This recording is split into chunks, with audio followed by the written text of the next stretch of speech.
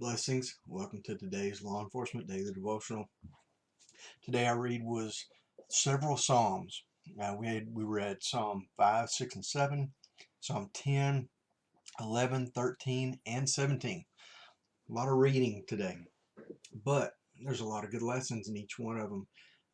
And so I took some notes from a few, and these are, again, just the law enforcement highlights of the read. So let's look at Psalm 5, verse 12, and it says, or here's the note I wrote: law enforcement officers, when this verse and when David talks about God being his shield, the whole thought of that, equates real easy to us in law enforcement because we wear a shield or we wear a star, or like in Texas, you wear the circle with the star in the center. There's all kinds of shields, but they're all shields. And in David's day, the shield, and think of medieval times when warriors would wear their crest, their family crest, on their shield. When you were in battle, your shield was a way of identifying you, so you didn't fall prey to friendly fires or to get another sword in the back, or one of your brothers attacked you because he's just in the heat of battle. The shield would identify you. So the shield David's talking about, he wants to be identified with God. I want to be identified with God.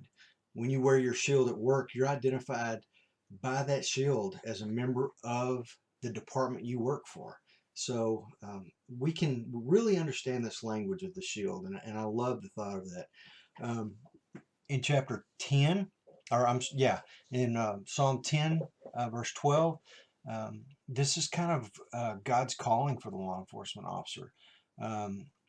In verse 10, we are called to be the law enforcement officer to bring justice, or to carry out justice for the people who are described in verses 5 through 11.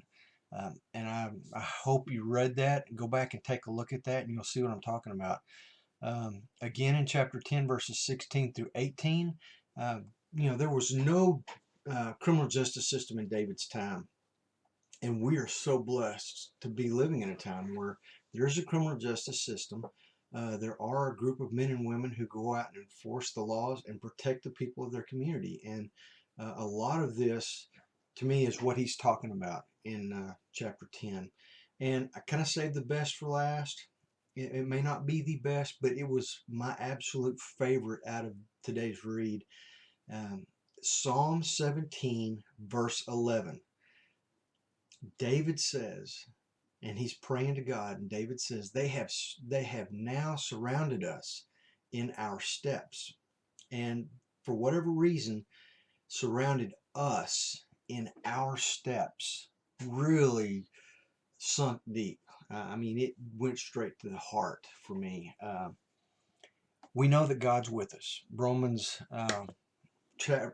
8, I can't think of the exact verse, but it says, if God is for you, who can be against you? God is with us. In Psalm 23, David says, for you are my Lord and you're with me. So we know God's with us, but how many times do you think of him actually being, physically right beside you, step by step, your backup officer, your partner? And when men have he said, men have surrounded us in our steps. And the word picture of evil men setting a trap or an ambush for you as a law enforcement officer, and all of a sudden they realize it's not just you, but God's standing next to you. That there's an us, there's a we.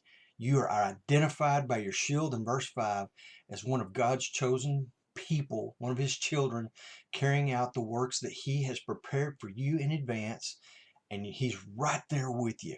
What a cool thought. I often say God's my partner when I'm on duty, and he's always there with me. But man, this is such a word picture where I can, in my mind, I conjure it up and I can see it. They have surrounded us in our steps. Woe to them, poor, pitiful them, because they can whoop me, but when it's us, they can't whoop my partner. God's with us. God's with you, and he is very proud of you and what you do. So stay safe. come back tomorrow. Tomorrow's read Psalm 23, the Good Shepherd. We all know that psalm. Psalm 23, Psalm 26, 28, 31, and 35. These will be at the end of the video, so if you need to write those down, you can. But you guys be safe, and I'll see you tomorrow.